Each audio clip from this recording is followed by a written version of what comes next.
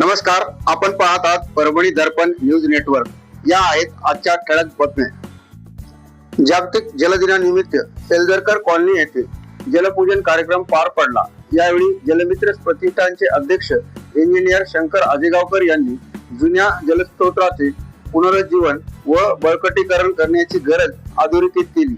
मान्यवरांच्या उपस्थितीत पाणी बचतीसाठी जनजागृती करण्यात आली। तसेच सेलदरकर कॉलनी येथील पुरातन विहिरीच्या पुनरुज्जीवनाचा संकल्प करण्यात आला। या उपक्रमासाठी प्रारंभीचा निधीही सुपूर्द करण्यात आला। यावेळी डॉक्टर कालिदास चौधरी, डॉक्टर रवी भंडारी, झेड.आर. मुथा, विलास कौसडीकर, उदय जैन, डॉक्टर संजय बंगाळे, किरण नांदापूरकर, सुभाष जावळे, डॉक्टर राजगोपाल कालानी, बाळासाहेब देशमुख, शंकर आजेगावकर आदी उपस्थित होते।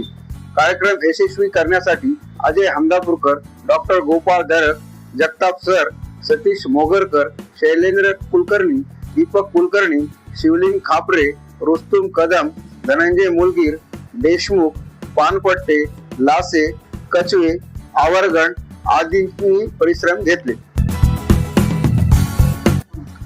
भिंगार येथील ओंकार संगीत निकेतन तर्फे सौ मीनाक्षी संतोष सरोदे यांना संगीत विशारद पदवी प्राप्त केल्याबद्दल सन्मानित करण्यात आले।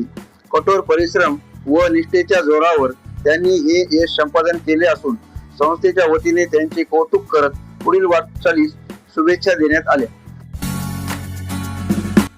महाराष्ट्र शासनाच्या सांस्कृतिक संचालनालयातर्फे अमरावती येथे झालेल्या राज्यस्तरीय बाल नाट्य स्पर्धेत गोपाला फाउंडेशनच्या मोतीचूर या बाल नाट्याने तृतीय पारितोषिक पटकावत उल्लेखनीय यश संपादन केले।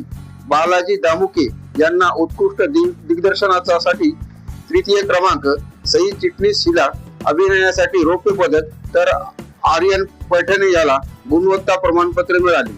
आशिष चिटणीस कला अकादमी प्रस्तुत या नाट्य प्रयोगात अनेक बाल कलावंतांनी भूमिका साकारल्या असून तांत्रिक टीमनेही मोलाचे योगदान लाभले। या यशानिमित्त स्नेह वृद्धाश्रमात कलाकारांचा सत्कार करण्यात आला। मान्यवरांच्या उपस्थितीत विजेत्यांचे अभिनंदन करून पुढील वाटचालीस शुभेच्छा देण्यात आल्या। मानवत येथील पेठ मोहल्ला परिसरात नगरेश्वर मंदिरासमोर उभ्या असलेल्या 2 स्प्लेंडर दुचाकींना अज्ञात व्यक्तीने मध्यरात्री आग लावून जाळल्याची घटना घडली। गेल्या 15 दिवसातील ही तिसरी घटना असून पोलिसांनी सीसीटीव्हीच्या आधारे आरोपींचा शोध सुरू केला आहे। सलग घटनामुळे नागरिकांमध्ये भीतीचे वातावरण निर्माण झाले आहे। भारतीय जनता पार्टीच्या अनुसूचित जाती विभागाच्या परभणी जिल्हाध्यक्षपदी सेलूचे नगराध्यक्ष मिलिंद सावंत यांची नियुक्ती करण्यात आली। नियुक्तीनंतर त्यांनी पक्षाने दिलेली जबाबदारी प्रामाणिकपणे पार पाडत विभाग बळकट करण्यासाठी प्रयत्न करणार असल्याचा विश्वास व्यक्त केला।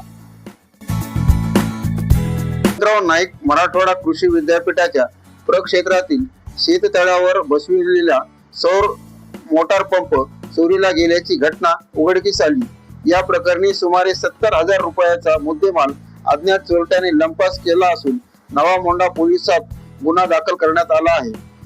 पुढील तपास पोलीस करीत आहेत। या होत्या आजच्या ठळक घडामोडी। आपण पाहत आहात परभणी दर्पण न्यूज। आमच्या चॅनलला लाईक करा, शेअर करा व सबस्क्राईब करा। धन्यवाद।